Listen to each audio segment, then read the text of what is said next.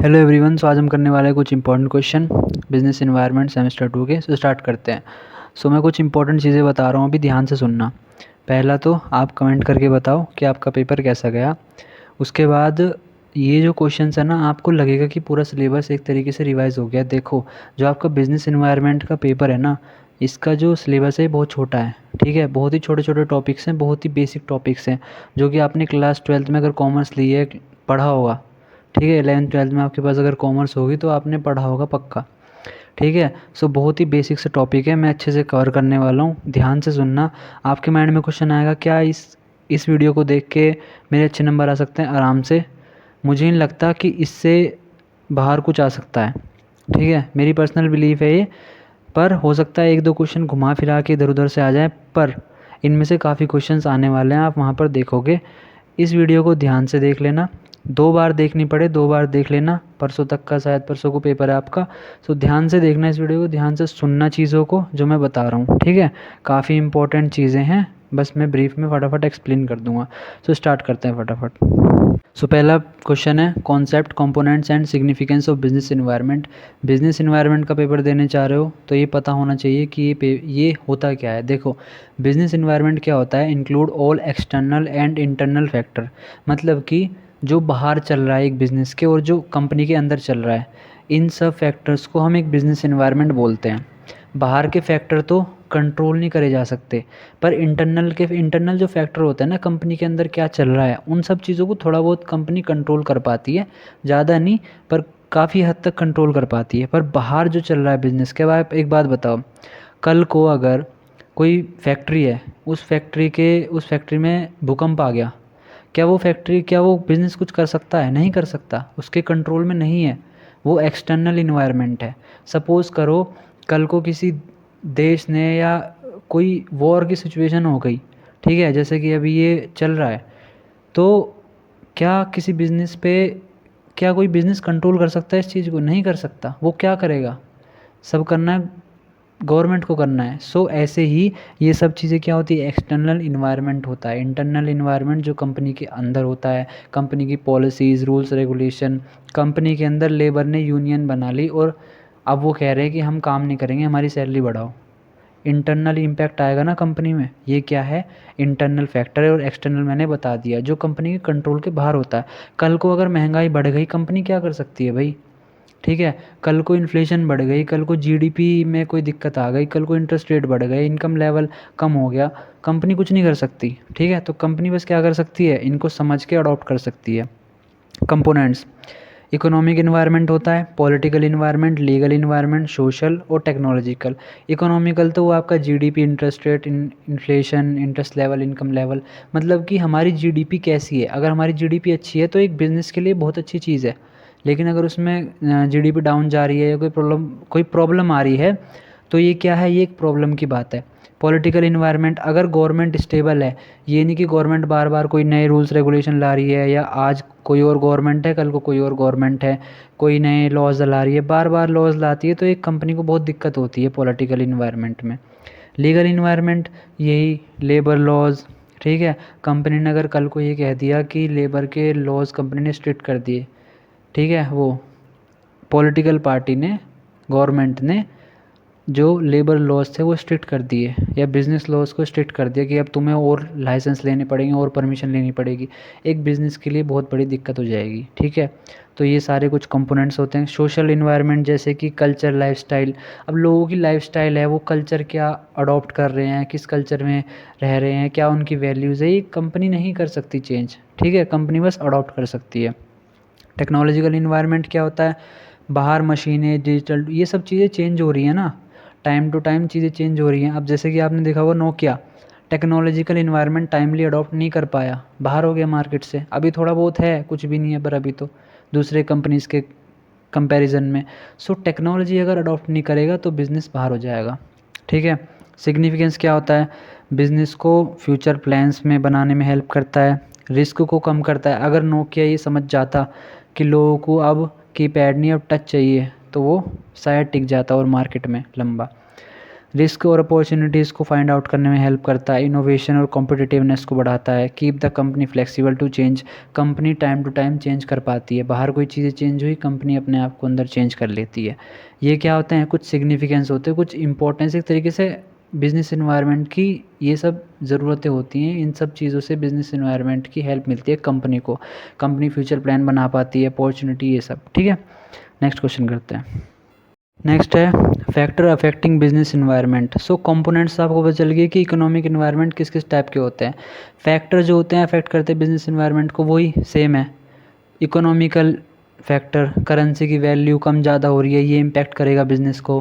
Political, government का support मिल रहा है नहीं मिल रहा है, ये इम्पैक्ट करेगा बिज़नेस को। ठीक है, ये जो फैक्टर्स होते हैं ना, ये धंधे को, एक बिज़नेस को, एक कंपनी के काम को बहुत ज़्यादा इम्पैक्ट डालते हैं। पब्लिक के ओपिनियन क्या है, कल्चर क्या है, एजुकेशन क्या है, टेक्नोलॉजिकल फैक्टर, टेक्नोलॉजी, अब एआई आ रहा है, कंपनी अगर एआई को टाइमली अडॉप्ट नहीं करेंगी, अपने प्रोडक्ट्स में नहीं डालेंगी, तो क्या लगता नहीं है आपको कि वो कंपनी पीछे हो जाएंगी, दूसरे प्रोडक्ट अच्छे से परफॉर्म कर पाएंगे, अच्छे फीचर दे पाएंगे एआई की वजह से, लेकिन वो कंपनी नहीं दे पाएगी। ठीक है, सो ये टेक्नोलॉजिकल फैक्टर हो गया। लीगल फैक्टर, टैक्स से रिलेटेड वो हो गया, रूल्स रेगुलेशन, लेबर हो गया, सेफ्टी, ये सब। ग्लोबल फैक्टर क्या हो गए, ग्लोबल ट्रेड रूल्स, जैसे कि अभी ट्रेड वॉर चल रही थी एक तरीके से पूरे, मतलब यूएस, चाइना, इंडिया, सो क्या चल रहा था, एक दूसरे पे टैरिफ्स लगाए जा रहे थे। सो इन सब चीज़ों का बहुत इम्पैक्ट आता है एक बिज़नेस पे। Next question, FEMA foreign exchange management act passed in 1999 replacing फेरा। सो पहले फेरा हुआ करता था, लेकिन उसको अब चेंज करके अब उसको फेमा कर दिया है, जो कि 1999 में। ठीक है, encourage smooth foreign trade and payments, मतलब कि फ़ॉरेन, बाहर के देश के साथ जो हम ट्रेड बिजनेस करते हैं ना, कि तुम सामान लो पैसा दो, हमसे सामान हम तुमसे सामान लेंगे पैसा लो, ये सब चीज़ों को क्या करता है, ये एक तरीके से इनकरेज करता है, इसका स्मूथली काम हो सके इन सब चीज़ों को। Helps in managing foreign investment, कि फ़ॉरेन इन्वेस्टमेंट को मैनेज करने में हेल्प करता है। Make transaction with foreign countries easier, दूसरी कंट्रीज़ के साथ जो ट्रांजैक्शन है ना, पैसे का लेन देन, सामान का लेन देन, ये आसानी से हो सके। सो ये काम होता है, जैसे कि फ़ॉरेन एक्सचेंज, दूसरे देश के साथ जो हम चीज़ एक्सचेंज कर रहे हैं उसका एक्ट है एक तरीके से। कंट्रोल बाय आरबीआई, आरबीआई इसको कंट्रोल करता है। इसका काम क्या होता है, फ़ॉरेन ट्रेड और पेमेंट्स को इनकरेज करना, स्मूथ फ्लो होना। Help in managing foreign investment, foreign investment को मैनेज करता है। Make transaction in with foreign countries easier, दूसरी कंट्रीज़ के साथ जो लेन देन है वो आसान बनाता है फेमा। ठीक है, और हाँ, अगर आप मेरी वीडियो यहाँ तक देख रहे हो, चैनल को सब्सक्राइब करना, वीडियो को लाइक करना और कमेंट करके बताना कोई भी डाउट हो तो। ठीक है, और ज़रूर बताना कि आपका पेपर आज कैसा था। ठीक है, उसके बाद आता है capitalism, socialism, communism and mixed economy. Capitalism क्या होता है, जहाँ पर प्राइवेट कंपनी का कंट्रोल रहता है। ठीक है, फ्रीडम टू अर्न प्रॉफिट, जैसे कि यूएसए में होता है, बड़ी बड़ी कंपनियाँ हैं वहाँ पर काफ़ी, तो वो सारा कंट्रोल करती हैं। ठीक है, सारा काम वाम पूरे, मतलब बिजनेस वही चलाती हैं। ठीक है, उनको फ्रीडम होती है फुल। जैसे कि example USA, private companies control business, सारा बिजनेस प्राइवेट कंपनी कंट्रोल करती हैं, सारे बिजनेस ऑलमोस्ट। सोशलिज्म क्या होता है, गवर्नमेंट कंट्रोल की industries, equal distribution of wealth. ठीक है, गवर्नमेंट जो है वो सारा का सारा खुद कंट्रोल करती है, सारे बिजनेस खुद चलाती है, सारी इंडस्ट्रीज़ को खुद कंट्रोल करती है, ताकि इक्वल डिस्ट्रीब्यूशन हो सके वेल्थ का। मतलब कि अगर अमीर के पास अगर 100 रुपये हैं, तो उससे 10-20 रुपये लेके टैक्स के दौर पे वो गरीब में बांट दी जाए, उनके बेनिफिट के लिए काम कर दिया जाए। Example old USSR. ठीक है, सोशलिज्म हो गया, कैपिटलिज्म हो गया। कैपिटलिज्म जहाँ प्राइवेट कंट्रोल रहता है, सोशलिज्म जहाँ गवर्नमेंट का कंट्रोल रहता है। कम्युनिज्म जहाँ प्राइवेट ओनरशिप नहीं रहती। ठीक है, सारा का सारे जो प्रॉपर्टी होती है ना, वो स्टेट ओन करता है। मतलब कि जैसे कि वहाँ का, जैसे कि नॉर्थ कोरिया है, नॉर्थ कोरिया में सारी कंपनीज़ का जो ओनरशिप है ना, वो स्टेट के पास है। ठीक है, जो वहाँ की गद्दी है ना, बड़ी गद्दी, उसके पास है वो। ये क्या हो गया, कम्युनिज्म हो गया, जो कि नॉर्थ कोरिया में है। मिक्स्ड इकोनॉमी जो कि हमारे इंडिया में है, जहाँ पर प्राइवेट सेक्टर और गवर्नमेंट दोनों मिलके काम करते हैं। बहुत सारे यहाँ पर प्राइवेट बैंक भी है, बहुत सारे यहाँ पर गवर्नमेंट बैंक भी है। ठीक है, जो गवर्नमेंट है वो कुछ बिजनेस संभालती है, जैसे कि वेपन्स का। ठीक है, इन सब चीज़ों का गवर्नमेंट ही संभालती है, क्योंकि ये बहुत बहुत ही ज़्यादा सेंसिटिव चीज़ें हैं, ठीक है। लेकिन बाकी काफ़ी सारे बिज़नेस प्राइवेट भी ओन होते हैं और गवर्नमेंट भी चलाती है, दोनों मिलके काम करते हैं। दोनों ग्रोथ में भी, देश की ग्रोथ हो उसमें भी ध्यान देते हैं और लोगों की भलाई हो इसमें भी ध्यान देते हैं। जैसे कि इंडिया, ये हो गया मिक्स्ड इकोनॉमी, जहाँ प्राइवेट सेक्टर और गवर्नमेंट दोनों मिलके काम करते हैं साथ में। नेक्स्ट है monetary policy and fiscal policy. Monetary policy क्या होती है, देखो, made and control by the RBI. RBI इसको कंट्रोल करता है और आरबीआई ही बनाता है। It manage the money supply, interest rate and inflation in the economy. हमारे देश की इकोनॉमी के अंदर कितना पैसा बाहर निकलना है और कितना पैसा वापस बैंक ले लेते हैं, मतलब कि कितना पैसा निकलना चाहिए, कितने पैसे का फ्लो होना चाहिए, ये कौन कंट्रोल करता है? आरबीआई करता है मॉनेटरी पॉलिसी के थ्रू। जैसे कि अगर देश में महंगाई हो गई है तो आरबीआई क्या करेगा? पैसा बाहर निकाल देगा, ठीक है, मनी सप्लाई बढ़ा देगा। मनी सप्लाई कैसे बढ़ाता है? बहुत बार बैंक क्या करते हैं कि बैंक पैसा कमाते रहते हैं, लेकिन बैंक खुद से पैसा कमाते हैं, एक दूसरे को लोन भी देके थोड़ा बहुत इंटरेस्ट कमाते हैं। सो आरबीआई क्या करेगा? आरबीआई बोलेगा कि तुम एक काम करो, तुम ना लोन जो है वो कम इंटरेस्ट पे दो, कम ब्याज पे दो। लोग क्या करेंगे? जब उन्हें कम ब्याज पे लोन मिलेगा तो क्या वो लोन लेंगे नहीं? और जब लोन लेंगे तो लोगों के हाथ में पैसा आएगा, तो इससे क्या होगा? महंगाई कम होगी, ठीक है। जैसे कि अगर मंदी आ गई है तो क्या करेगा आरबीआई? आरबीआई ऐसा काम कर देगा कि लोगों को अपना सारा पैसा बैंक में जमा करेगा। बैंक में जमा करने में ज़्यादा फ़ायदा मिलेगा उन्हें, तो लोग क्या करेंगे? सारा पैसा बैंक में जमा करना शुरू करेंगे, वहाँ उन्हें अच्छी कमाई हो जाएगी। सो इससे क्या होता है? मॉनेटरी पॉलिसी जनरली कंट्रोल करता है आरबीआई, और आरबीआई बनाता है। मनी सप्लाई कितना होना है, कितना क्या सब होना है, ये सब कौन कंट्रोल करता है? आरबीआई। ऑब्जेक्टिव क्या होते हैं? इन्फ्लेशन को कंट्रोल करना, प्राइस की स्टेबिलिटी बना के रखना, ensure encourage money flow in the economy, कि मार्केट में, हमारी इकोनॉमी में पैसा फ्लो होता रहे। ये नहीं कि पैसा कम पड़ जाए या पैसा ज़्यादा हो जाए, इसका एक मिनिमम जितनी भी रिक्वायरमेंट है उसके अकॉर्डिंग पैसे का ध्यान रखना, कितना फ्लो होना चाहिए। मेन टूल क्या होते हैं? रेपो रेट हो गया, रिवर्स रेपो रेट हो गया, सीआरआर हो गया, एसएलआर हो गया, ओपन मार्केट ऑपरेशन हो गया। इन सब के थ्रू आरबीआई क्या करता है? अपनी मॉनेटरी पॉलिसी के इन सब के अंदर चेंजेस करता है। रेपो रेट बढ़ा देगा, घटा देगा, रिवर्स रेपो रेट चेंज कर देगा। इन सब को चेंज करने से, ऊपर नीचे करने से वो मनी सप्लाई को कंट्रोल करता है, ठीक है। नेक्स्ट है फिस्कल पॉलिसी। फिस्कल पॉलिसी क्या होती है? Government of India, made and implemented by government of India. Government of India इसको मेड करती है, बनाती है, और इम्प्लीमेंट भी गवर्नमेंट ऑफ इंडिया ही करती है। It uses tax policies and government spending to control the economy, generate income for the government, reduce poverty and unemployment, encourage investment and development. देखो, गवर्नमेंट क्या करती है? फिस्कल पॉलिसी के अंदर गवर्नमेंट अपने रेवेन्यू को डिसाइड करती है कि हमें कितना पैसा कहाँ से लेना है।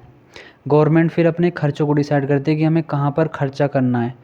Budget deficit, when government spend more than it earns. मतलब बजट डेफिसिट क्या हो जाता है कि जब गवर्नमेंट बहुत ज़्यादा खर्चा कर देती है, जितना उन्होंने 100 रुपये कमाया और 120 रुपये खर्च कर दिया, ये हो गया बजट डेफिसिट, ठीक है। तो फिस्कल पॉलिसी क्या होती है? इसके अंदर गवर्नमेंट कहाँ से पैसा लाना है, कहाँ कितना लगाना है, ठीक है, इन सब चीज़ों को मैनेज करती है। कितना एक्सपेंडिचर करना चाहिए। अगर ज़्यादा खर्चा करेगी ना गवर्नमेंट, अब सोचो मेट्रो बनाने लगे, हर सिटीज़ में मेट्रो आ जाए, ठीक है, सो क्या उससे क्या फ़ायदा होगा? ट्रैवलिंग में आसान होगा, ठीक है, डेवलपमेंट होगा आसपास के एरिए का, स्कूल कॉलेजेस एजुकेशन पे हेल्प मिलेगी, ठीक है। सो गवर्नमेंट क्या करती है?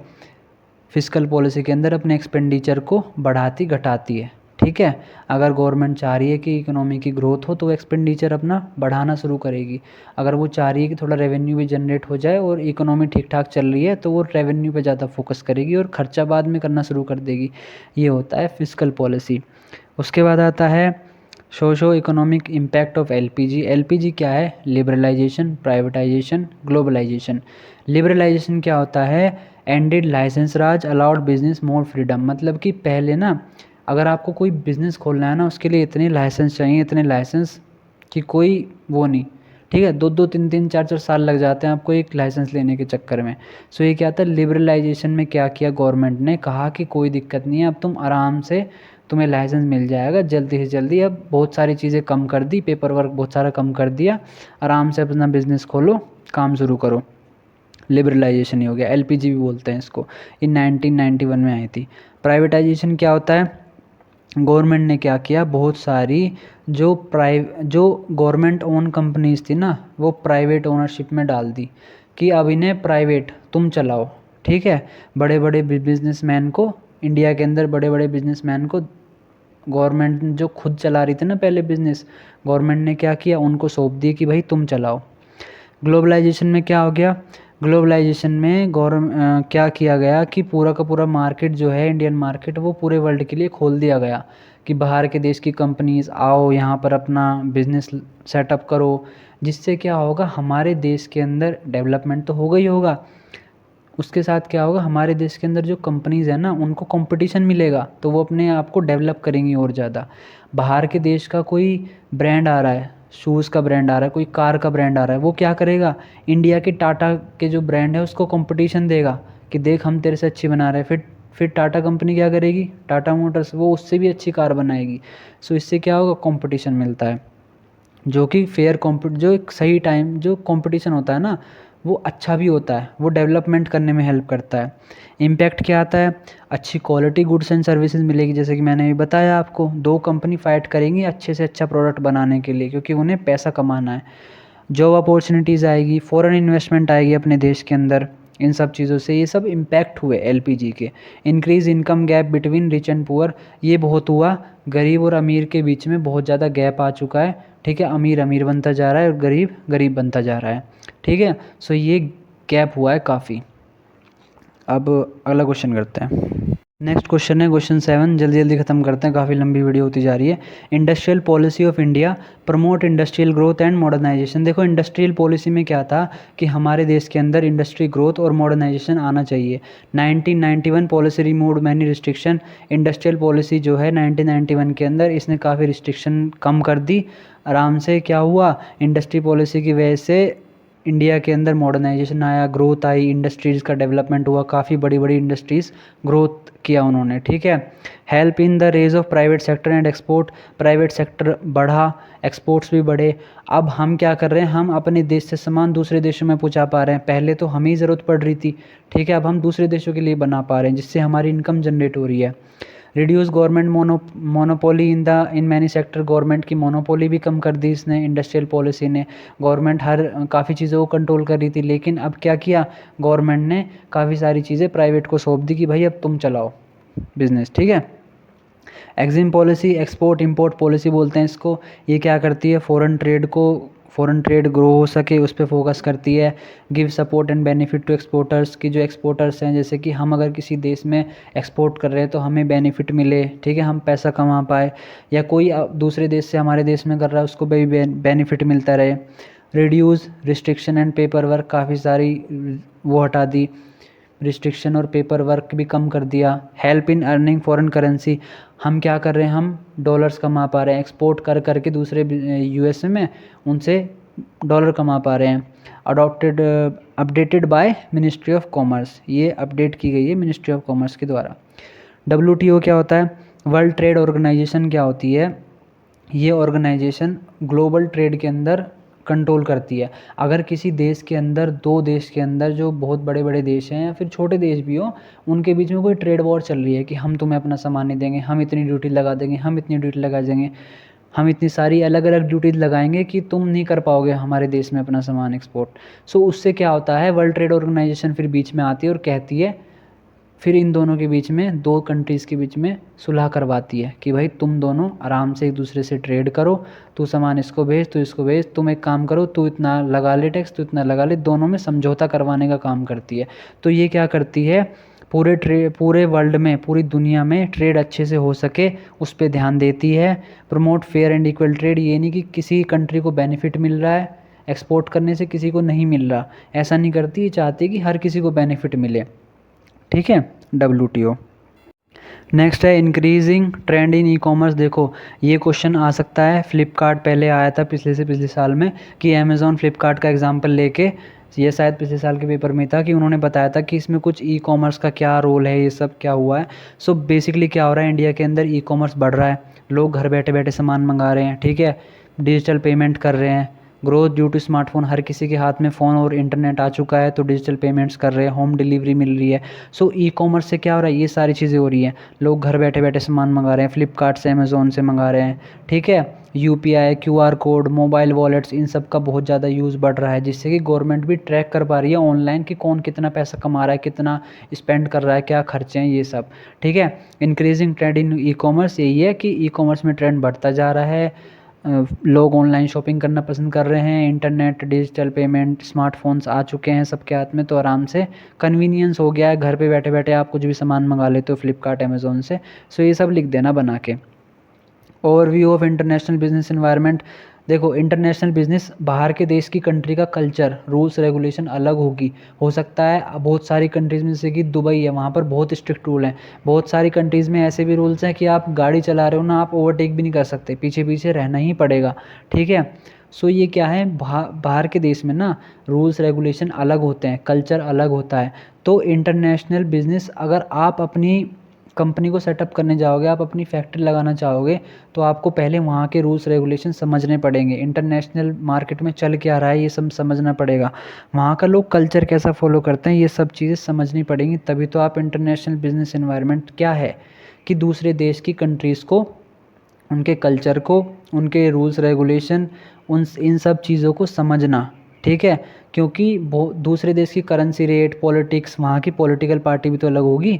सो ये क्या करते हैं, ये इम्पैक्ट डालते हैं इंटरनेशनल बिजनेस एनवायरनमेंट, ये होता है, ठीक है।